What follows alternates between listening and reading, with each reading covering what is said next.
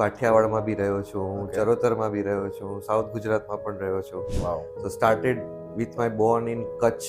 Engineering કર્યા પછી ખબર પડી કે ના, એન્જિનિયરિંગનું મને પણ નથી આવડતો અથવા મને નથી ગમતું એન્જિનિયરિંગ. તો આજે પણ મારા ઘરે ઓલમોસ્ટ ડેઈલી 15 થી 16 ન્યૂઝપેપર આવે છે. યાર સાલું સવારથી સાંજ 10 થી 6 જોબ કરવાની, પોતાનું બધું જ આપી દેવાનું, સ્કિલ સેટ, એક્સપર્ટીઝ, આ તે બધું જ. બીઈંગ અ ગુજરાતી અને બીઈંગ અ ટ્રેડિશનલ માઇન્ડસેટ, હું વધારે પ્રોફિટેબિલિટીમાં બિલીવ કરતો હતો. અને એની વચ્ચે બિઝનેસ અને એમાં રિસ્ક ટેકિંગ કેપેસિટી, આ બંનેનું સમન્વય થવું ઇઝ સમવેર આઈ ફીલ કે ઇટ્સ વેરી ટફ. એ અમે રીચ બાસ્કેટ સ્ટોર ચાલુ કર્યો, જે એક Okay. Premium organic government experience store અમે સ્ટાર્ટ કર્યો છે. બધા એમ કહે છે કે ભણવાનું એટલું કામ નથી આવતું હતું, પણ એ વસ્તુ ખોટી છે. ત્યારે તમારી પાસે એ જ વસ્તુ આવવાની છે કે જે કોઈથી નથી સોલ્વ થઈ, એટલે જ તમારી પાસે આવી. એટલે એક ટાઈપનું ડેઈલી ટ્રબલ શૂટરનું જ કામ હું કરું છું. Okay, wonderful. I think it is a very great advice કે દિમાગમાં કોઈ આઈડિયા છે તો ઇમ્પ્લિમેન્ટ કરી દો, ફિર આગે દેખા જાય. આજે એક એવા વ્યક્તિ સાથે અમે ગુજપેનર પર વાત કરવા બેઠા કે જેમના સરાઉન્ડિંગમાં કે જેમના ઘરમાં બિઝનેસ અને ધંધાને લઈને કોઈ વાતો નહોતી થતી, બલકે વાતો થતી હતી ડિસિપ્લિનની, વાતો થતી હતી એજ્યુકેશનની, વાતો થતી હતી ન્યૂઝપેપર પર વાંચીને જનરલ નોલેજ અને આજુબાજુમાં શું થઈ રહ્યું છે જોવાની. એક આઈએએસ ઓફિસરના સન તરીકે it is very challenging and courageous to start the business. He is the owner of Byway logistics. આપણે ઘણીવાર સાંભળતા હોઈએ છીએ કે એમેઝોન અને ફ્લિપકાર્ટ સાથે સંકળાઈને કામ કરવું એ દરેકનું એક સપનું હોય છે, એ કરી રહ્યા છે. He is also the owner of lot of franchise stores. I am talking about doctor Jay Merja. We are talking about business, ધંધો, startup, entrepreneurship, everything on Bujpreneur. આવા એક પ્રતિભાશાળી વ્યક્તિ સાથે વાત કરી, ધંધા વિશેની વાત કરી અને ઘણું બધું અમને ખુદને શીખવા મળ્યું. Let's here more from doctor Jay Merja on Bujpreneur. કેમ છો જયભાઈ? બસ એકદમ મજામાં. Jaybhai, can you tell us about your journey before you started working in the field, before you started any of your businesses? The schooling, the college, how was the atmosphere? સો મારી journey સ્કૂલિંગથી start કરું તો મારી બહુ different school journey રહી છે, Okay. કારણ કે મારા ફાધર આઈએએસ ઓફિસર છે. Oh, તો એના લીધે મેં લાઈફમાં 12th સ્ટેન્ડર્ડ સુધી ઓલમોસ્ટ 5 થી 6 સ્કૂલ ચેન્જ કરી છે in different part of Gujarat. okay. સો હું કાઠિયાવાડમાં બી રહ્યો છું, હું Okay. ચરોતરમાં બી રહ્યો છું, સાઉથ ગુજરાતમાં પણ રહ્યો છું. Wow. So started with my Born in Kutch, કચ્છથી નડિયાદ, નડિયાદથી રાજકોટ, રાજકોટથી પાલીતાણા, પાલીતાણાથી નવસારી, નવસારીથી વડોદરા, વડોદરાથી આણંદ, અને આણંદ ફાઇનલી 10th અને 12thમાં સેટલ થયો અને કોલેજ પણ ત્યાં કરી.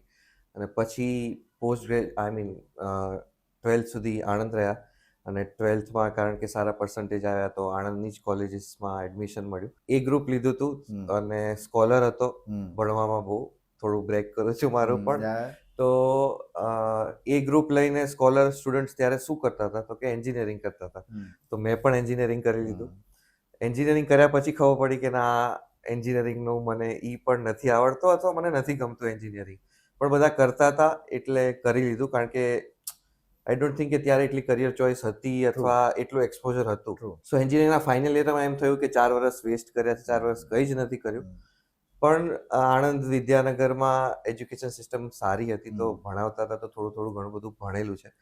ઇટ્સ લાઈક સ્કૂલ જ હતી, ભલે કોલેજ કહેતા હતા, પણ અમે એને કલર કપડાવાળી સ્કૂલ કહેતા હતા. પછી ફાઇનલ યરના એન્જિનિયરિંગમાં અગેન કરિયર ઓપ્શન આવ્યો કે હવે શું કરવાનું છે. તો અગેન બધા શું કરતા હતા, તો આઈધર અમુક લોકો જોબ કરતા હતા, અમુક લોકો માસ્ટર્સ કરતા હતા. એમાં કંઈ આવડતું નહોતું કે કંઈ ટપ્પો નહોતો પડતો, એટલે માસ્ટર્સ તો કરવાનું આવતું નહોતું, આઈ મીન એમટેક તો કરવાનું આવતું નહોતું. તો જે લોકો માસ્ટર્સ કરતા હતા ને એન્જિનિયરિંગમાં માસ્ટર્સ નહોતા કરતા, એ લોકો શું કરતા હતા, તો એ લોકો એમબીએ કરતા હતા. Right. તો મેં બી એમબીએ કરવાનું વિચાર્યું, Okay. કારણ કે હું આણંદ વિદ્યાનગરમાં રહેતો હતો તો ત્યાં એનઆરઆઈ માઇન્ડસેટ છે, તો બધા અબ્રોડ ફોરેન માટે જવાનું હોય. પરસ્યુ કરવા માટે વધારે એ લોકોનો આમ ઇન્ટરેસ્ટ હોતો હતો. બટ મને પહેલેથી એવું હતું કે મારે અબ્રોડ સેટલ નથી થવું, મારે અહીંયા જ રહેવું છે ઇન્ડિયામાં, અને ઇન્ડિયામાં રહીને જ કંઈક કામ કરવું છે. તો અબ્રોડ સેટલ થવાનું મારું માઇન્ડસેટ પહેલેથી નહોતું, પણ બધા જ મારા ફ્રેન્ડ્સ જતા હતા, તો હું બી થોડો ઇન્ફ્લુઅન્સ થઈને જીમેટ, જીઆર એ બધી એક્ઝામ્સ આપી. પછી ખબર પડી કે અબ્રોડ સ્ટડી કરવા માટે ઓછામાં ઓછા 25 થી 30 લાખ રૂપિયા જોઈએ છે.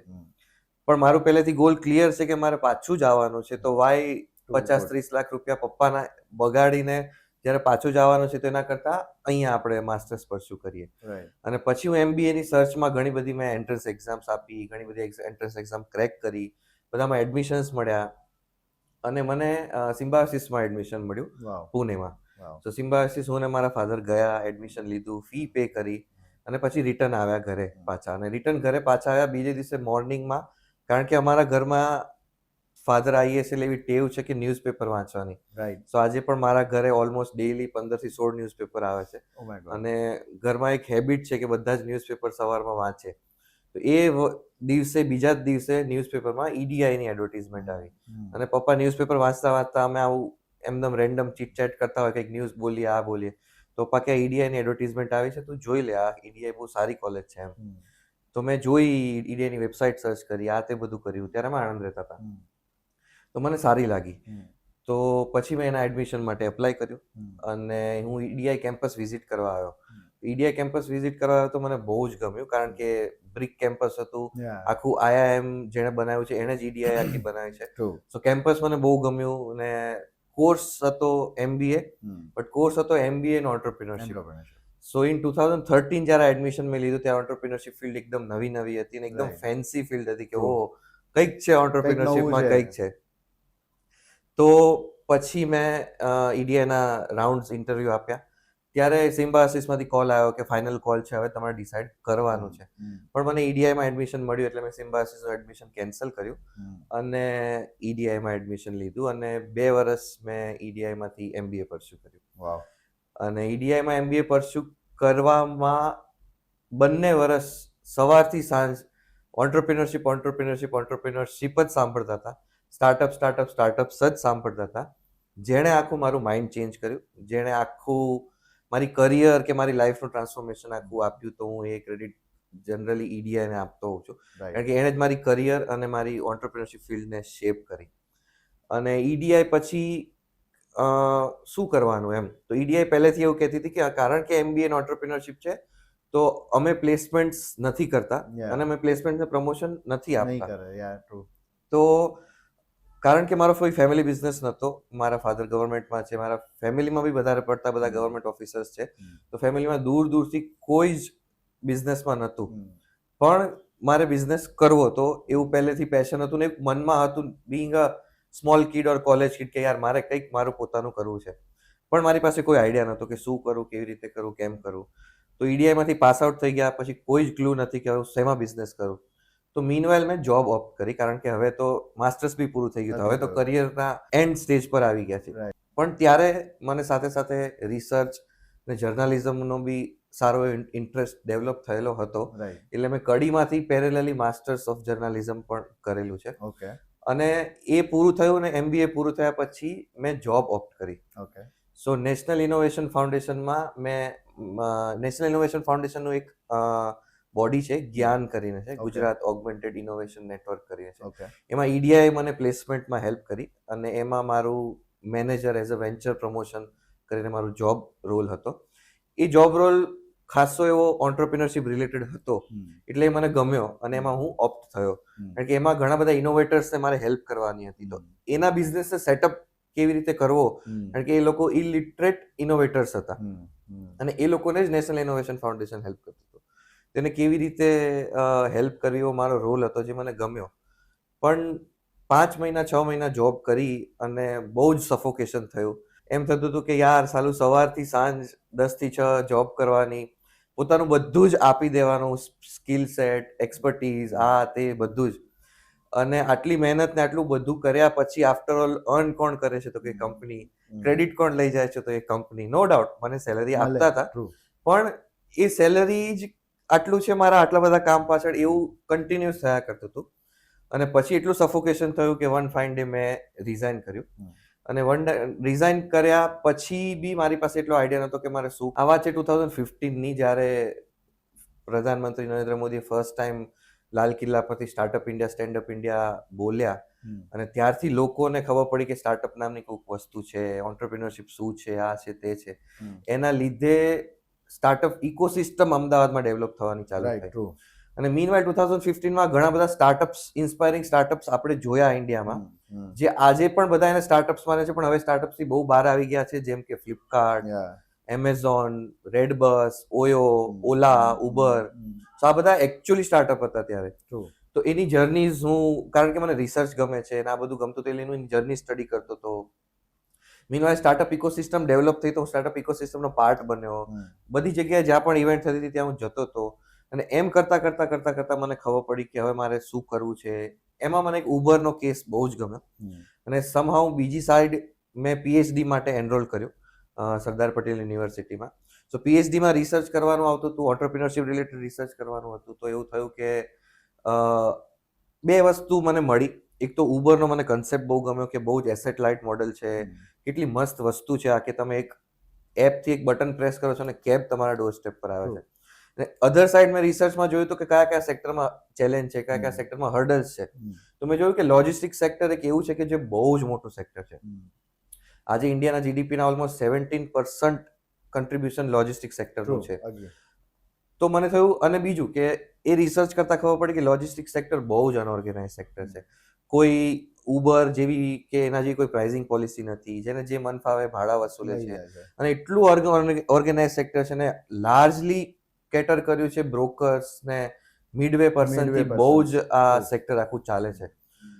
કારણ કે હવે ટેકનોલોજી ઇન્ટરપ્ટ થતી હતી, તો એવું થયું કે કેમ આવી કોઈક ટેકનોલોજીને આપણે લોજિસ્ટિક્સમાં ઇમ્પ્લિમેન્ટ કરી શકીએ. એક બેઝિક થોટ હતો. અને બીજું એક રીઝન એ હતું, બીઈંગ અ ગુજરાતી ટિપિકલ માઇન્ડસેટ પીપલ, કે લોજિસ્ટિક જો 17% જીડીપીને કન્ટ્રીબ્યુટ કરતું હોય તો મતલબ બહુ જ મોટું સેક્ટર છે એમ. આટલું મોટું સેક્ટર છે તો એમાં કંઈક નું કંઈક તો હું કરી લઈશ, અથવા મને કામ તો મળી જ જશે એમ.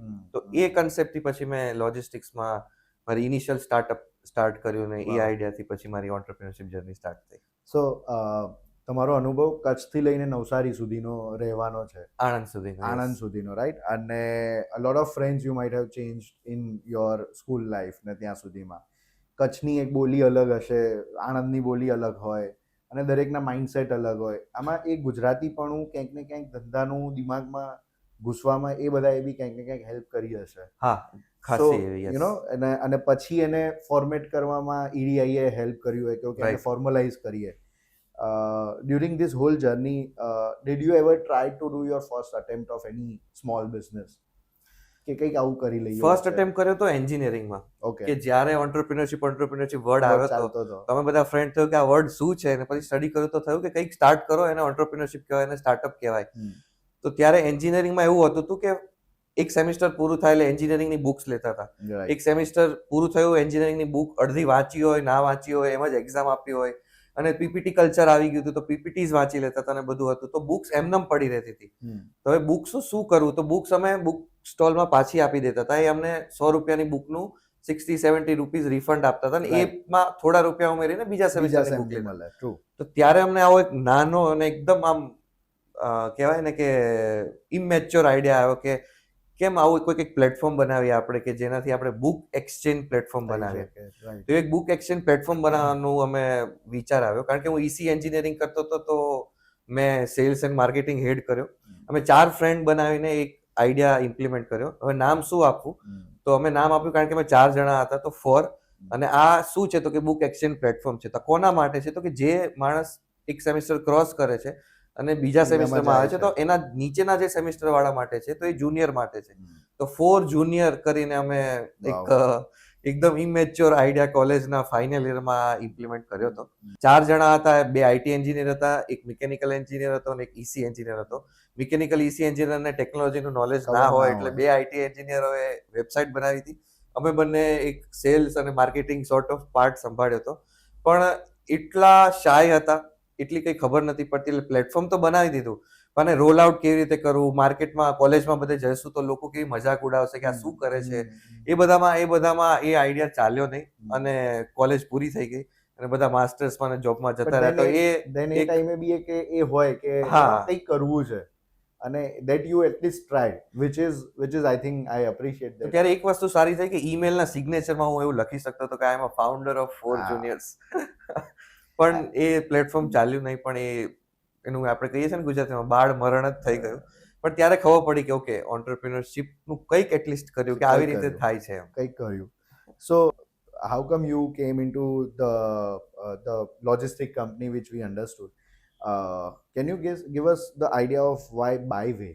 What is the meaning of Byway Logistics? And By- what you do in Byway Logistics? Yes generally Byway કોને કહે છે કે જે મેઇન રોડ હોય છે ત્યાંથી જે સાઇડ ટ્રેક રોડ છે પણ જતા અને બાયવે કહેતા હોય છે. સો ટ્રાન્સપોર્ટેશનમાં સૌથી વધારે અત્યારે એક વસ્તુની જો ટ્રાન્સફોર્મેશનની જરૂર હોય છે તો છે એ એમ્પ્ટી માઇલ લોજિસ્ટિક્સ. કે આજે ટ્રક વન વે થી બીજા વે જાય છે, એ કામ પૂરું થઈ જાય છે, પછી બીજા વે થી પાછા એને ઓરિજિન આવવા માટે ઘણા બધા એવા રસ્તા પકડવા પડતા હોય છે તો જે પાછા ઓરિજિન પર આવશે. એમનેમ આવી જશે તો એ વેસ્ટ ઓફ યુટિલાઇઝેશન થશે, વેસ્ટ ઓફ ડીઝલ થશે. તો કેવી રીતે એ રિટર્નમાં કંઈક એવી વસ્તુ લઈને આવે છે કે જેનાથી એ બંનેની ટ્રીપ એની યુટિલાઇઝ થાય છે. સો એમ્પ્ટી માઇલ યુટિલાઇઝેશન કેવી રીતે ઇફેક્ટિવ કરવું લોજિસ્ટિક્સમાં એ બહુ ઇમ્પોર્ટન્ટ છે. તો એ કન્સેપ્ટથી મેં આ એક બાયવે નામ આપેલું છે. અને what you guys do in Byway Logistics? સો બાયવે ની સાથે સાથે મારા બીજા 2-3 વર્ટિકલ છે. એક Okay. મૂવર કરીને છે, Okay. એક સેમિકોલન સોલ્યુશન કરીને બી કંપની છે. Okay. સો બાયવેમાં લાર્જલી ટ્રાન્સપોર્ટેશનની અંદર અમે 4 થી 5 અલગ અલગ વર્ટિકલ્સમાં કામ કરીએ છીએ. મેઇન વર્ટિકલમાં મારું કામ છે એ છે ઈ કોમર્સ કંપની સાથે હું કામ કરું છું, જેમ કે Okay. ફ્લિપકાર્ટ, એમેઝોન અને બિગ બાસ્કેટ. શું વાત છે? સો એકદમ લેમેન લેંગ્વેજમાં સમજાવું તો તમે ફ્લિપકાર્ટ કે એમેઝોનમાંથી કંઈ ઓર્ડર કરો છો Right. તો તમારા ઘરે કે ઓફિસના ડોર સ્ટેપ પર જે પર્સન આવે છે ડિલિવરી કરવા માટે એ એમેઝોન કે ફ્લિપકાર્ટમાંથી નહીં, બટ એ મારી અથવા મારા જેવી કંપનીમાંથી આવતો હોય છે. શું વાત છે? સો જે આખું લાસ્ટ માઇલ લોજિસ્ટિક્સ અને લાસ્ટ માઇલ આખું સપ્લાય ચેઇન છે, ફ્રોમ વેરહાઉસથી લઈને વ્હીકલ્સથી લઈને ડિલિવરી મેન સુધીનું, એ આખું બાયવે કરી રહી છે. And since how long you are doing this? So I am doing this from 2017. So It's been- 16માં મેં સ્ટાર્ટ કર્યું હતું. હમ. મેં 16માં ઉબરના કન્સેપ્ટને લિટરલી કોપી કરીને મૂવર ચાલુ કર્યું હતું અને જેમાં હું ફેલ ગયો હતો કારણ કે ઉબરનો કન્સેપ્ટ લોજિસ્ટિક્સમાં ના ચાલ્યો, કારણ કે હું ટાઈમથી પણ વહેલો હતો, ટેકનોલોજીથી બી વહેલો હતો. I think જે હવે પોર્ટર કરી રહ્યું છે. યસ, સો પોર્ટર અને મૂવર બંને એક મંથના ડિફરન્સમાં જ સ્ટાર્ટ થયું હતું. પણ બિંગ અ ગુજરાતી અને બિંગ અ ટ્રેડિશનલ માઇન્ડસેટ હું વધારે પ્રોફિટેબિલિટીમાં બિલીવ કરતો હતો ને એમાં માટે, અને બીજું રિસ્ક ટેકિંગ કેપેબિલિટી મારી બહુ જ ઓછી હતી કારણ કે બહુ જ નવો હું આવ્યો હતો માર્કેટમાં, ઇન બિઝનેસ ફિલ્ડમાં. તો એના લીધે હું આગળ ના જઈ શક્યો. પણ પોર્ટર બહુ આગળ ગયું કારણ કે એણે ટિપિકલ સ્ટાર્ટઅપ મોડેલ ફોલો કર્યું, ફંડ રેઝિસ કર્યા અને એનાથી આજે એક પોર્ટરની સક્સેસ સ્ટોરી છે. પોર્ટરે બી સ્ટાર્ટિંગમાં બહુ જ ઇનિશિયલી હિકઅપ્સ કર્યા કારણ કે એની જર્ની મારી જર્ની બહુ જ સેમ હતી. અમે એક ફંક્શનમાં મળ્યા ત્યારે અમને ખબર પડી કે ઓ મહારાષ્ટ્રમાં પણ કંઈક પોર્ટર જેવું છે, અને પોર્ટરને ખબર પડી કે ઓ અમદાવાદમાં પણ મૂવર જેવું છે કે જે બંને સિમિલર કન્સેપ્ટમાં કામ કરી રહ્યા છે. તો ત્યારથી આ મેં સ્ટાર્ટ કર્યું હતું. પણ મેં 2016માં મૂવર કાર્ડ ચાલુ કર્યું ત્યારે જીઓ રિવોલ્યુશન નહોતું, ઇન્ટરનેટ રિવોલ્યુશન, અને યુપીઆઈ પેમેન્ટ્સ નહોતા, જેના કારણે ઘણીવાર સારો આઈડિયા પણ તમે વહેલા ચાલુ વહેલા કરતા હો થઈ તો બી ગયા. ફેલ થતા હો છો. તો એ રીઝનથી હું ફેલ થઈને પછી નવા વર્ટિકલ્સ ખબર પડી તો મેં એ સ્ટાર્ટ કર્યું. being IAS at home, એને એ જે માઇન્ડસેટ હોય, એ ડિસિપ્લિન્સ હોય, એ એક શિસ્તતા સાથે તમે જીવતા હો, અને એની વચ્ચે બિઝનેસ અને એમાં રિસ્ક ટેકિંગ કેપેસિટી, આ બંનેનું સમન્વય થવું ઇઝ સમવેર આઈ ફીલ કે ઇટ્સ વેરી ટફ. કારણ કે એ એક સેફ ઝોનથી હોય કે ભાઈ ગવર્મેન્ટ ઓફિસીસ જાઓ, તમે જે કરો છો એના પાછળ આખી દેશની વસ્તુઓ તમે ચેન્જ કરી રહ્યા છો. How did you cope up with this? કારણ કે આઈ એમ શ્યોર કે એમાં બી ફાધરે કીધું હશે કે ના ગવર્મેન્ટની એક્ઝામ આપી દે, આ આપી દે. How did you work on it? તો મેં કીધું એમ કે હું પહેલેથી સ્કોલર હતો. 12થમાં બી મારા 91% આવ્યા હતા, અને કારણ કે પપ્પા આઈએસ હતા એટલે પહેલેથી મેં કીધું કે ન્યૂઝપેપરની હેબિટ્સ હતી. રાઈટ. તમારું કરંટ અફેર્સ આજની તારીખમાં પણ એટલું સ્ટ્રોંગ છે, એ બાય બર્થ કહો તો પણ એવું ચાલે કારણ કે એવી હેબિટ જ પડી છે પહેલેથી. તો એનાથી મારા ફાધરને ઇનિશિયલી બહુ જ એવું હતું કે તું આટલો હોશિયાર છે, તને આટલું બધું આવડે છે, અને આટલું બધું છે તો યુપીએસસીની પ્રિપરેશન કર, તું ક્રેક કરી લઈશ એમ કે તારામાં એટલું તો કેલિબર મને ખબર છે કે તું કંઈક કરી શકે, એટલીસ્ટ યુપીએસસી તો ક્રેક કરી દઈશ એમ. પણ કારણ કે મેં ફાધરને પહેલેથી આઈએએસ ઓફિસર તરીકે જોયા છે તો મારું બી એક બેન્ચમાર્ક સેટ થઈ ગયું હતું કે એ આઈએએસ છે, તો હવે બનવું તો આઈએએસ બનવું, બાકી ક્લાસ 2 ક્લાસ 3 ઓફિસર બનવાની મને એટલું પેશન નહોતું કારણ કે પહેલેથી હાઈ બેન્ચમાર્ક ફાધરને જોયેલા છે એટલે. તો પછી એક લોજિકલ ડિસિઝન લીધું કે 1-2 બુક્સ બી લીધી ને થોડું 1-2 મહિના બી ટ્રાય કર્યો કે હું કરું. પણ પછી મેં એક લોજિકલ એ વિચાર્યું કે આજની તારીખમાં આટલી કોમ્પિટિશનમાં જ્યારે 10 થી 12 લાખ લોકો યુપીએસસીની એક્ઝામ આપે છે, તો આઈએએસ એ સૌથી ટોપ મેરિટ ચોઇસ હોય છે, રાઈટ? તો આઈએએસ બનવું અને એમાં બી ગુજરાત કેડર મળવી, કારણ કે ગુજરાત કેડર બી અત્યારે સૌથી વધારે લોકોની પ્રેફરન્સમાં હોય છે. તો આઈએએસ બનો ને એમાં બી ગુજરાત કેડર ચૂઝ કરવી મળવી એ એની પ્રોબેબિલિટી બહુ જ ઓછી છે. ઓછી હોય.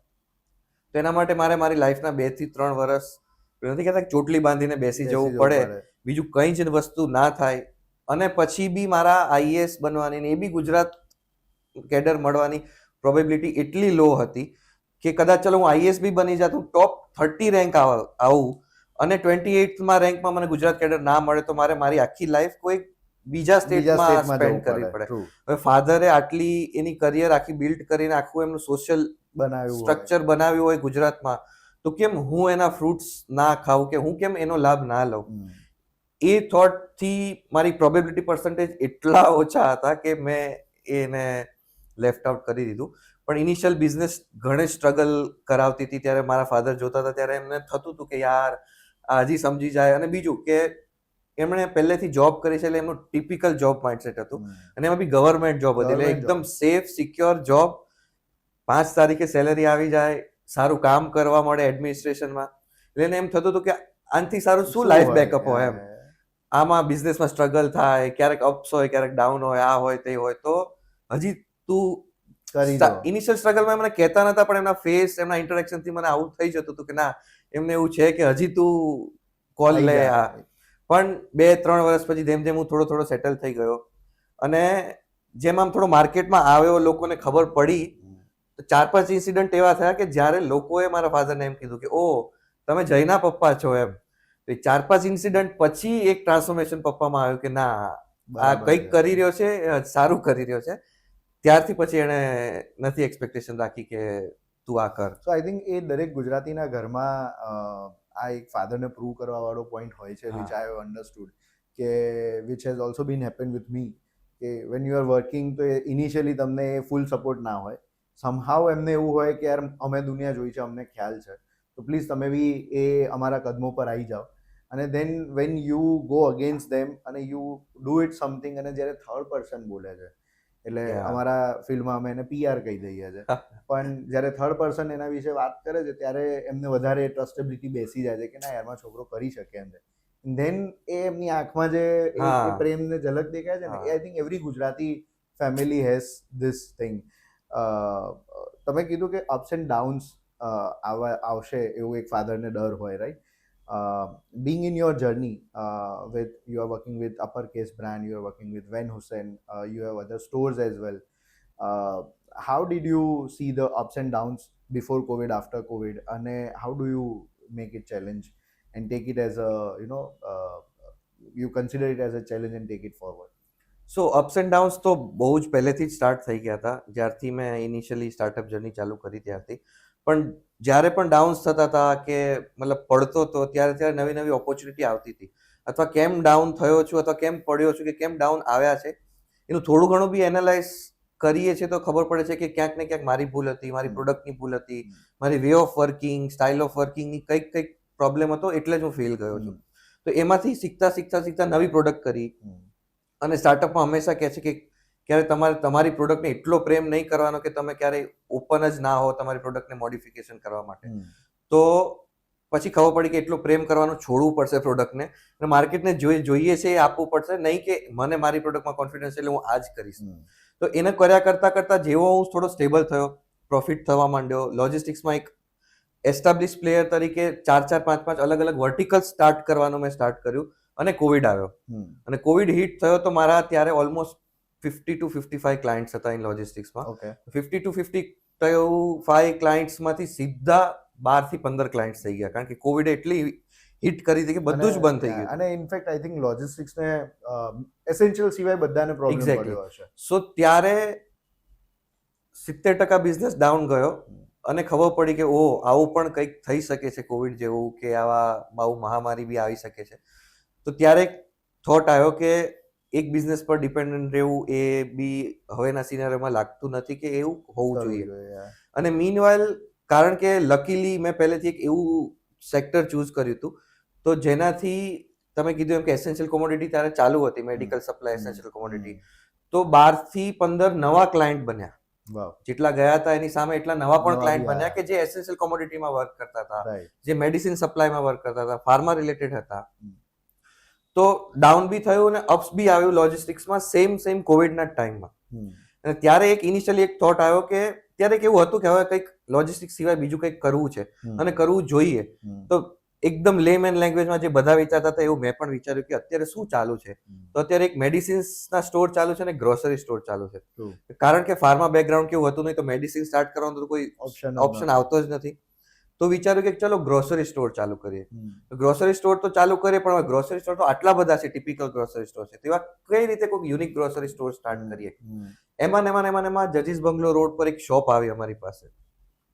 તો એક અલગ ટાઈપનો બિઝનેસ છે કે જેમાં વેન્યુ પહેલા આવ્યું ને પછી બિઝનેસ આઈડિયા ચાલુ કર્યો, નહીં કે બિઝનેસ કરીને પછી વેન્યુ શોધવા ગયા. એક બહુ સારી જજીસ બંગલો રોડ પર એક શોપ આવી ગ્રાઉન્ડ ફ્લોરની અને એમ થયું કે આ શોપનું ભાડું તો ઓલમોસ્ટ 2 લાખ રૂપિયા છે એમ. તો એ તો ક્યારે આપણે વિચાર્યું ના, પણ સમહાવ કોવિડના અમુક સિનારીઓના કારણે કોઈ એને રેન્ટ પર નહોતું લીધું તો એ અમને 1 લાખ રૂપીઝના રેન્ટ પર મળતી હતી. તો એમ થયું કે એકદમ હાફ રેન્ટમાં મળે છે તો આવી સારી શોપ મળે નહીં, તો હવે આમાં શું કરી શકાય. અને ત્યારે આ જોયું કે ચલો ગ્રોસરીનું કંઈક સ્ટાર્ટ કર્યું. તો ત્યારે મેં મારું સેકન્ડ વેન્ચર મારા પાર્ટનર સાથે મળીને મેં પાર્ટનર સાથેનું એક પહેલું વેન્ચર ચાલુ કર્યું. કારણ કે અત્યાર સુધી હું સોલ ફાઉન્ડર કે સિંગલ ફાઉન્ડર તરીકે કામ કરતો હતો.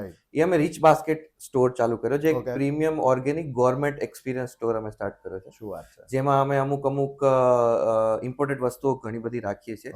લેમેન લેંગ્વેજમાં સમજાવું તો ડેરી મિલ્ક તો આપણને મળતી જ હોય છે, પણ ઓસ્ટ્રેલિયાની dairy milk, European dairy milk, મલેશિયાની ડેરી મિલ્ક બી તમને અહીંયા મળે એવા કન્સેપ્ટથી ઇમ્પોર્ટેડ પ્રોડક્ટ્સ ઇમ્પોર્ટ કરીને આ ટાઈપનો એક એક્સપિરિયન્સ સ્ટોર સ્ટાર્ટ કર્યો. વિચાર્યું હતું કે એક એક્સપિરિયન્સ સ્ટોર સ્ટાર્ટ કરીએ, એને ફ્રેન્ચાઇઝ મોડલ બનાવીશું ને આમ કરીશું તેમ કરીશું. ખાપ તો બહુ મોટા હતા, પણ સમાજમાં થોડા ઘણા હિકઅપ્સ પણ આવ્યા. ફ્રેન્ચાઇઝ મોડલ સ્ટાર્ટ કર્યું પણ બહુ લેટ સ્ટાર્ટ થયું.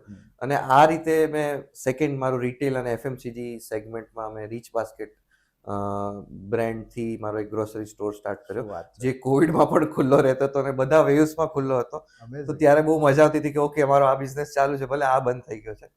તો એવી રીતે સિરિયલ ઓન્ટરપ્રિન્યોરશિપના ફેઝમાં હું એન્ટર થયો અને આ રીતે start. While doing logistics, while working with Uppercase, while doing your own grocery store called Rich Basket, have you ever thought કે યાર બહુ કરી રહ્યો છું, ક્વિટ કરી દઉં, કાં તો નથી મજા આવી રહી, બહુ ચેલેન્જીસ છે, એવા થોટ્સ આવે ખરા as a business person or while doing multiple business? એવા થોટ્સ એકચ્યુઅલી દરરોજ આવે, કારણ કે જેટલી વસ્તુઓ ભેગી કરીને તમે બેઠા હો એટલું વધારે હિકઅપ્સ, ચેલેન્જીસ ને બધું આવવાનું છે.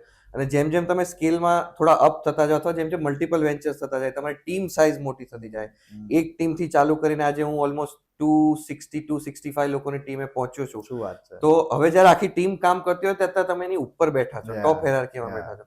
તો ટોપ હેરાર્કીમાં બેસવાની બહુ જ મજા આવે, ટોપ હેરાર્કીથી બેસીને નીચે જોવાની બહુ જ મજા આવે. ગ્લેમરસ આઈ થિંક બીજાને વધારે સારું દેખાતું. હા, એ હું ઓલવેઝ કહેતો હોઉં છું કે હું આમ બ્રેક કરવાની કેવી મજા આવે કે મારી જોડે 200-250 જણાની ટીમ છે, પણ 5મી તારીખે તમે મારી સીટ પર બેસો કે જ્યારે 250 જણાની સેલેરી કરવાની છે, ત્યારે તમને ખબર પડશે કે આ સીટ પર બેસીને કેટલું પ્રેશર હોય છે કે શું હોય છે.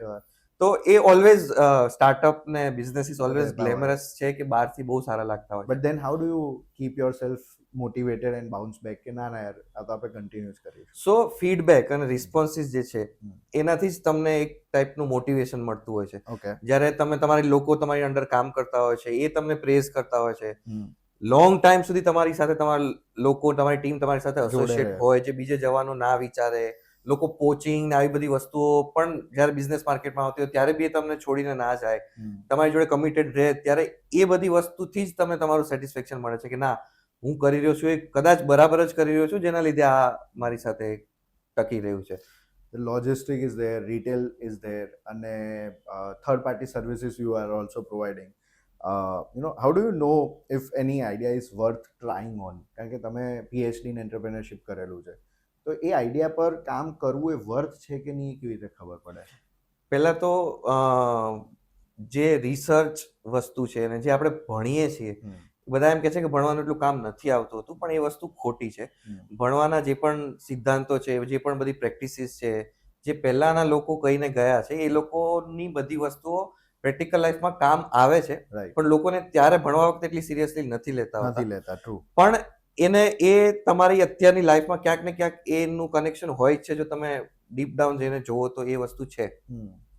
એટલે કેવી રીતે એ પ્રિન્સિપલ્સને ફોલો કરીને તમે તમારી જર્નીને આઈ મીન ક્રિએટ કરો છો, એ જ સૌથી મોટી વસ્તુ છે એમ. લાઈક આઈ એમ શ્યોર કે તમે એન્જિનિયરિંગ કર્યું છે એટલે એ પ્લસ બીનો સ્ક્વેર એટલે એ સ્ક્વેર પ્લસ 2ab બી સ્ક્વેર આવે. હવે એને મારે પર્સનલ બિઝનેસ લાઈફમાં કે ક્યાંય વપરાતું નથી. And that's what lot of time we thought as a engineer કે યાર આ ભણ્યા પણ આ વિભાજન ને સંભાજન ને કંઈ કામ તો લાગી નથી રહ્યું. રાધર એ 4 વર્ષ બી મેં બિઝનેસ કર્યો, પણ યુ આર રાઇટલી સેડ કે એ તને એટલીસ્ટ તમારું માઇન્ડસેટ ખોલી આપે છે, કે તમારી વિચારવાની એ શક્તિ ખોલી આપે છે. દેટ્સ વેર આઈ ફીલ કે સર્ટન મેથ્સ નીડેડ, પણ સર્ટન કેમિસ્ટ્રી ખબર નહીં, એટલે હવે આ બિઝનેસમાં કદાચ કામ નથી લાગતું, કોઈક બીજા બિઝનેસમાં કામ લાગતું હશે. પણ આઈ એપ્રિશિએટ કે અત્યારની જે જનરેશન જે રીતે ભણી રહી છે, કાં તો જે માર્ક્સ માટે નહીં ભણીને જસ્ટ કે ભાઈ મને પેરેન્ટ્સે કીધું છે એટલે જઈ આવીએ, અને એ ખોલીને અગર ઇફ પીપલ થિંક ઇટ કે ત્યાંથી મારી પાસે શું ઓપોર્ચ્યુનિટી નીકળી શકે એમ છે. પણ પેલું જે કહે છે ને કે ઓન્ટરપ્રિન્યોરશિપમાં 2-1 થી આવતું હતું, કે બહુ ફેમસ કોટ છે એમ કે ભાઈ entrepreneur are always Born never created. Right. પણ હું એમ કહેતો છું કે હું મારું પોતાનું એક એક્ઝામ્પલ જે છે કે જેને ખોટું પાડી રહ્યું છે, કે entrepreneur can be created, never Born. કારણ કે ન તો મારો કોઈ ફેમિલી બિઝનેસ કે ન તો કોઈ બિઝનેસ બેકગ્રાઉન્ડમાંથી આવવા છતાં મેં આ સ્ટાર્ટ કર્યું છે. તો એ કેવી રીતે સ્ટાર્ટ કર્યું, તે હું ભણીને, શીખીને અને લર્ન કરીને મેં ઓન્ટરપ્રિન્યોરશિપ કરિયર ચૂઝ કરી છે. તો એ વસ્તુ ખોટી છે કે ઓન્ટરપ્રિન્યોર ખાલી મતલબ બાય બોર્ન હોય છે અને ક્રિએટ નથી કરી શકાતા. ઓન્ટરપ્રિન્યોર ક્રિએટ કરી શકાય છે by having knowledge of entrepreneurship and business the system. Yes. Wow. Okay, તમારા આટલા બધા બિઝનેસની અંદરથી તમારો એક એવો પર્સનલ ફેવરિટ બિઝનેસ કે મને આ વાળો બિઝનેસ સૌથી વધારે, not terms by the profits but in terms by the choice, કે ના આ વાળો બિઝનેસ મને મજા આવે છે and it is solving something great.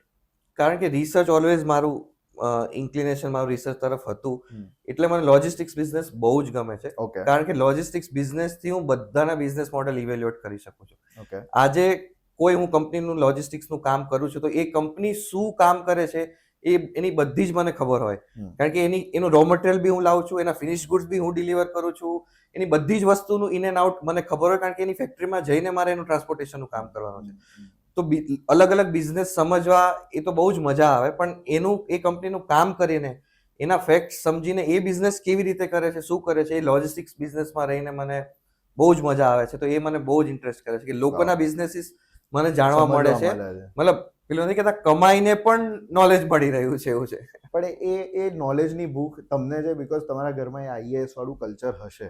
I think હવેની જનરેશનમાં દેટ ઇઝ ઓલ્સો લેફ્ટ કે કે મને જાણવા મળે છે, એ જાણવાની વૃત્તિ ક્યાંક ને ક્યાંક ઓછી થતી જાય છે. પણ યુ રાઇટલી સેડ કે કમાઈને બી નોલેજ મળે છે, અને it is same with us કે જ્યારે we are talking to you અમને 4 વસ્તુ વધારે નવી જાણવા મળે છે, અને વી ગેટ ફન કે યાર આટલું નોલેજ તમને કોણ આપવાનું હતું. Wonderful. Okay, I would also love to understand what do you value more, like a strong idea or a strong team? What are your concerns with them? I value more strong team. Okay. કારણ કે જો strong team હશે તો week idea પણ સારી રીતે execute થશે. But સારી ટીમ, સ્ટ્રોંગ ટીમ નહીં હોય તો ગમે તેટલો સારો આઈડિયા હશે, એક્ઝિક્યુશન નથી થવાનો. એટલે always strong team. Okay. And do you believe in balance or just non-stop hustle? Initially non stop hustle, Okay. અને જ્યારે નોન સ્ટોપ હસલ થઈને તમે એક સ્ટેજ પર પહોંચી જાઓ પછી you have to balance. And balancing in life, like લોકો કહેતા હોય છે કે યાર તમારે ગ્રેટ બિઝનેસ બનાવવો હોય તો એક વસ્તુને તમારે ઇગ્નોર કરીને મૂકી દેવું પડે, અને people go rush behind the business, family values ઓછી થઈ જાય કે ફ્રેન્ડ્સને મળવાનું ઓછું થઈ જાય. How do you balance it? એવું થાય છે. પેલું નથી, ઓન્ટરપ્રિન્યોરની લાઈફ ક્યારેય સ્ટ્રેટ નથી હોતી, ઓલવેઝ અપડાઉન હોય છે. તો એ બેલેન્સ આઉટ કરવું બહુ અઘરું હોય છે. કોઈ ભલે કેલેન્ડરનો જમાનો છે પણ તો બી કેલેન્ડર ફોલો નથી થતા હોતા, સ્કેડ્યુલ્સ વર્ક નથી કરતા. કારણ કે જ્યારે તમે મલ્ટિપલ બિઝનેસ કરો છો, અને જ્યારે મેં કીધું કે ટોપ હેરાર્કીમાં બેઠા છો, ત્યારે તમારી પાસે એ જ વસ્તુ આવવાની છે કે જે કોઈથી નથી સોલ્વ થઈ, એટલે જ તમારી પાસે આવી. એટલે એક ટાઈપનું ડેઈલી ટ્રબલ શૂટરનું જ કામ હું કરું છું, એવું થઈ ગયું છે કે એક ટીમથી એ કામ ના થયું એટલે જ મારી પાસે આવ્યું. હવે મારે, કારણ કે હું ઓનર છું, તો મારે એને ગમે તેમ કરીને સોલ્વ કરવાની. તો કેવી રીતે એ વસ્તુને ટ્રબલ શૂટ કરીને પાછી જેમ હતી એમ કરવી. તો આખો દિવસ ટ્રબલ શૂટિંગના જ કામ કરવાના થતા હોય છે. એના લીધે ડેઈલી લાઈફ ઘણી બધી ઇફેક્ટ થતી હોય છે. અને ઘણીવાર તો એવું થતું હોય છે કે દિવસ સ્ટાર્ટ કરીએ પણ ખબર નથી હોતી કે આજ રાત સુધી ક્યાં શું કેવી રીતે કેમ કરવાનું છે એમ. તો યસ કે entrepreneur or being in business ઘણી લાઈફ હસલ્સ તો રહેવાની હોય જ છે. છે. Yes. Okay, do you think in the whole journey the mentorship also helps? And who do you think કે somebody would have mentor you or તમે કોઈકને mentoring કરતા હશો? તમે TEDx સ્પીકર રહી ચૂક્યા છો તો ઘણા બધા નવા સ્ટુડન્ટ્સ આવતા હશે કે sir we need your help. So this mentorship વાળું જે ઝોન છે, how do you rate and what are your મેન્ટરશિપથી બહુ જ બધો ઇમ્પેક્ટ પડે છે. ઓકે લકીલી કે અનલકીલી મને એટલી મેન્ટરશિપ્સનો લાભ મળ્યો નથી ઇનિશિયલી મારા કરિયરમાં. રાઈટ તો કારણ કે મને મેન્ટરશિપનો મતલબ બેનિફિટ નથી મળ્યો એના લીધે મને ઘણા બધા હિકઅપ્સ આવ્યા અને એમાં હું પડ્યો અને પછી ઊભો થઈને ફરીથી શીખીને હું ઇવોલ્વ થયો. ત્યારે મને જો કદાચ રાઈટ મેન્ટરશિપ મળી હોત તો કદાચ મેં ના પડત અથવા બચી જાત પડતા અથવા હું પહેલેથી ધ્યાન રાખત. સો મેન્ટરશિપ બહુ કી રોલ પ્લે કરે છે. કારણ કે મેં એવા ટાઈમે મારી જર્ની સ્ટાર્ટ કરી હતી જ્યારે સ્ટાર્ટઅપ ઇકોસિસ્ટમ અને મેન્ટરશિપનો એકચ્યુઅલ મેન્ટરશિપ કન્સેપ્ટ હજુ વર્ક નહોતો કરતો તો એને ફોર્મલી પ્લેસમેન્ટ એનું હતું નહીં. 9-10 યર્સ થઈ ગયા છે. તો જો અગર મને મેન્ટરશિપ ફર્સ્ટ પોઈન્ટ પર મળ્યો હોત તો આજે હું જે છું એ આ 10 વર્ષની બદલે કદાચ હું 5 વર્ષ કે 6 વર્ષ પર જ હું આ સ્ટેજ પર પહોંચ્યો હોત. સો મેન્ટરશિપ બહુ જ ઇમ્પેક્ટ કરે છે તમારામાં. તો કારણ કે મને એટલો લાભ નથી મળ્યો તો અત્યારના સ્ટુડન્ટને એવું ના થાય એટલે એવા એફર્ટ્સ હું ઘણીવાર કરતો હોઉં છું. ઘણી બધી કોલેજમાં લોકો જોડે ઇન્ટરેક્ટ કરતો હોઉં છું. ઘણા બધા લોકો મારી પાસે આવતા હોય તેને હું સારી એવી હેલ્પ કરતો હોઉં છું કે તું બિઝનેસ સ્ટાર્ટ કરે છે તો મેં આટલા પ્રોબ્લેમ ફેસ કર્યા તો તને ના કરવા પડે તો આટલી વસ્તુનું ધ્યાન રાખજે. હું એવો પણ મોટો સબ્જેક્ટ એક્સપર્ટ નથી કે મને બધાનું નોલેજ હોય કે હું બધાના બિઝનેસને બધું મતલબ જાણતા હોય પેલું કરી શકું. પણ જે મેં હર્ડલ ફેસ કર્યા છે એટલીસ્ટ મારી હર્ડલની સ્ટોરી હું એને કહીશ તો એ સેમ સ્ટોરી એની જોડે નથી થવાની પણ એ સ્ટોરી મારી જોડે થવામાં મેં શું આખું રોલ પ્લે કર્યો એ બી એ સમજી શકે ને તો બી એને ઘણા બધા હિકઅપ્સ ઓછા આવતા હોય. એટલે હું જનરલી બધી જ MBA કોલેજીસમાં કે આ બધી જગ્યાએ મારી ફેલ થયો એ આખી જે જર્ની છે એ શેર કરવા જતો હોઉં છું કે જેનાથી સ્ટુડન્ટ્સ બહુ જ કનેક્ટ કરી શકે એમ. અને હું હજી આમ જોવા જઈએ તો હજુ બસ 7-8 વર્ષ પહેલા હું એ જ સીટ ઉપર બેઠો હતો કે જે સીટથી એ મને સાંભળે છે અત્યારે જ્યારે હું લેક્ચર આપવા જાઉં છું. તો એ ડિસ્ટન્સ જેટલું ઓછું હોય એટલા સ્ટુડન્ટ્સ વધારે કનેક્ટ કરી શકે છે અને એ લોકોને એમ થાય છે કે ના આ કરિયર તરીકે ચૂઝ બી કરવું જોઈએ અને આ બહુ સારી વસ્તુ. One small tip to any young Guju who wants to jump into the entrepreneurship. Because તમે PhD in entrepreneurship છો એટલે હું વધારે entrepreneurship વર્ડ ઉપર ફોકસ કરું છું. ફોર મી આઈ કન્સિડર કે એક નવી શરૂઆત કરી રહ્યા છો જેમાં તમે રિસ્ક લઈ રહ્યા છો ઇઝ એન્ટરપ્રેનરશિપ. અને એમાં ફેલિયર્સ અને સક્સેસ બંનેના ઇક્વલ સ્કોપ છે. ઇટ્સ જસ્ટ કે તમારું રિસર્ચ સારું હોવું જોઈએ કે ગેપ છે વિચ આઈ અપ્રિશિએટ કે તમને એવી એક શોપ મળી જજીસ બંગલો રોડ ઉપર તો તમે ત્યાં એ વેન્યુ પ્રમાણે રિચ બાસ્કેટ બનાવ્યું. આ જ વસ્તુ કોઈ બીજા એરિયામાં હોત તો તમે કદાચ આ સેમ પ્રોડક્ટ ત્યાં ના મૂકતા હોત કે dairy milk coming from Australia which has a better quality than Indian dairy milk. તો તમે એ બહુ થોટફુલી કર્યું છે આઈ એમ શ્યોર. તો એ તમે ગેપ શોધીને વેન્યુ પ્રમાણે કર્યું છે right. So what do you think the new generation people who want to jump into the entrepreneurship or start their own business, what would you advise them? ને બે વર્ડની terminology છે fast plus slow. Okay fast એ છે કે તમને જે પણ આઈડિયા છે અત્યારે માઇન્ડમાં એને ઇમ્પ્લિમેન્ટ કરી દો. રાઈટ વધારે વિચારો નહીં. રાઈટ ઇમ્પ્લિમેન્ટ કરશો તો ખબર પડશે. બાકી એક્સેલ શીટ્સમાં તો બધી વસ્તુ સારી જ લાગતી હોય છે કારણ કે એમાં તમારે ડેટાથી પ્લે કરવાનો છે. પણ એ એક્સેલ શીટને જ્યારે તમે પ્રેક્ટિકલ લાઈફમાં ઇમ્પ્લિમેન્ટ કરો છો ત્યારે ખબર પડે છે કે કયા કયા હિડન વસ્તુઓ આવે છે કે જે ચેલેન્જીસ હોય છે. તો આટલું બધું વિચારો નહીં અને ફાસ્ટ વેમાં એને સ્ટાર્ટ કરી દો. ફાસ્ટ વેમાં સ્ટાર્ટ કર્યા પછી જે હિકઅપ્સ આવે છે એના માટે તમે સ્લો થાવ મતલબ તમે પેશન્સ રાખો. રાઈટ તો એમાં પેશન્સ જેટલી રાખશો અને જેટલા ઓપન રહેશો એટલી જ એ વસ્તુને સક્સેસ થવાના પ્રોબેબિલિટી વધારે છે. તો અગર કોઈ થોટ છે તો ફટાફટ ઇમ્પ્લિમેન્ટ કરો અને ઇમ્પ્લિમેન્ટ કર્યા પછી એને સક્સેસ થવામાં એને ટાઈમ આપવા માટેની પેશન્સ રાખો. તો જ તમે આગળ જઈ શકશો ને તો જ આ વસ્તુ થશે.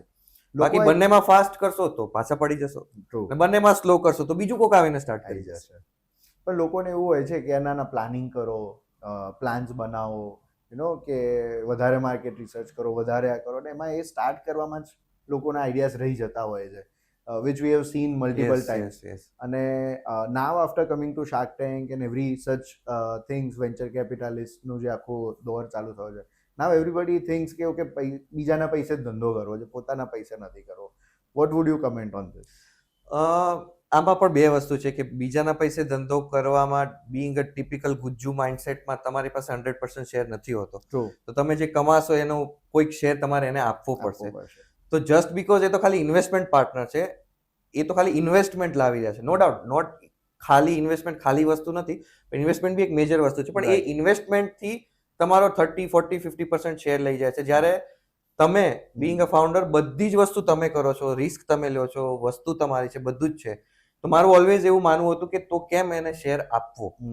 એના લીધે હું ઓલવેઝ એવું પ્રિફર કરું છું કે જ્યાં સુધી બૂટ સ્ટ્રેપ મોડેલથી આગળ વધાય ત્યાં સુધી તમારે ઇન્વેસ્ટમેન્ટ્સ પર ધ્યાન ના આપવું જોઈએ. ઓકે. પણ અગર તમારી પાસે ઇન્વેસ્ટમેન્ટ નથી અથવા તમારી એવી પ્રોડક્ટ છે કે જે ઇનિશિયલ ઇન્વેસ્ટમેન્ટ માંગે છે, તો તમારે નો ડાઉટ તમારી પાસે એના કરવું સિવાય જોઈએ. કોઈ રસ્તો નથી. Okay.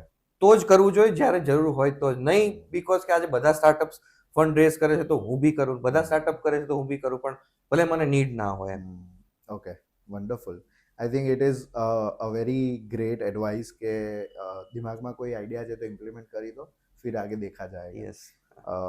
At Gushpreneur also we think lot of things કે okay આવું કરીશું તેવું કરીશું, અને then I feel કે lot of things are there parked in a paper which team always keep telling કે અરે કરીએ, અને we are like let's see, અને આજે કદાચ એક પુશ મળ્યું છે કે let's start અને we'll see દેખા જાયગા. Great. Okay, cool. So these are not specific to business oriented, but these are some small questions where we would love to know your feedback. Your go-to Gujarati snack during a long weekend, work day, or while you are traveling, since you travel a lot. Evergreen Gujarati snack khakhra. Okay. If your journey was a movie, what would it be called? એ જવાની એ દીવાની. Okay. If you ever had to start a new business just for fun, what would it be? Recently came across one good interesting idea which is a mocktail shot. Okay. So there is a paperweight size round thing Okay. which you have to just pour it into water and Yeah. really convert into a mocktail. So A idea મને ઘણો Do interesting you think ગુજરાતમાં એ ચાલશે? ચાલશે. Okay. Okay. Early riser or night owl? Night out. Okay. What's one thing people would be surprised to know about you? હું બહુ જ lazy person છું. Okay. અને because of lazy હોવાથી easiest રસ્તો શોધી લેતા હશો, I'm sure. Maybe. If you could have a coffee or chai with any entrepreneur in the world, who would it be?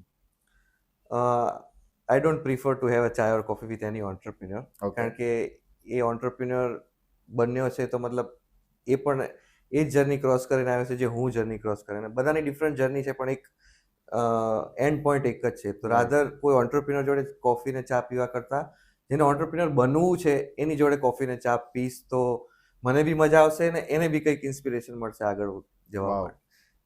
Any activity that gets you pumped before a big meeting? Not really, but હું થોડો pose લેતો હોઉં છું કોઈ પણ વસ્તુ માટે. એને આપણે એકલતા કે એકાંત કહીએ એવું હું ફોલો કરતો હોઉં છું before any big meeting. Right. Franchisee based business or self grown business? Which one would you prefer? Depend કરે છે તમારી પોતાની રિસ્ક ટેકિંગ કેપેબિલિટી પર. ફ્રેન્ચાઇઝ બિઝનેસમાં તમારો રિસ્ક બહુ જ લો થઈ જાય છે કારણ કે તમારે કોઈક એક નોન બ્રાન્ડની ટેગ યુઝ કરીને તમે તમારો બિઝનેસ ગ્રો કરો છો, અને Right. સેલ્ફ ગ્રોન બિઝનેસમાં વધારે ચેલેન્જીસ હોય છે. બટ સામે ફ્રૂટ્સ એ વધારે આપે છે. ફ્રેન્ચાઇઝ બિઝનેસ થોડાક ઓછા ફ્રૂટ્સ આપે. One word your team would use to describe you. જે તમારી team A person with lots of patience. Okay.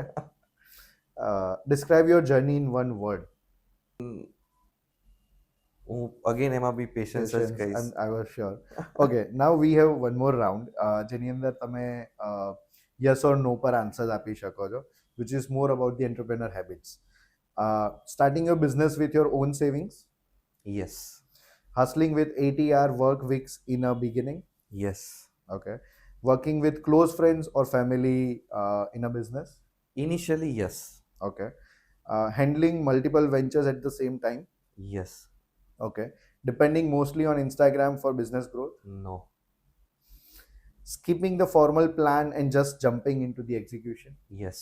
okay, outsourcing the task for free to freelancers instead of building a team, yes. okay, taking loans to grow faster, no. okay, giving TED talk more TED talks or more student sessions, both. okay, wonderful. It was great talking to you Jaybhai, અને Thank I you. Think અમને અમારી ટીમને બી બહુ જ બધું જાણવા મળ્યું, અને આઈ એમ શ્યોર કે આ જેટલા લોકો સુધી પહોંચશે એ લોકોને બી આમાંથી કંઈક ને કંઈક ઇન્સ્પાયર કરતું હશે. Thank you so much for joining. Thank you.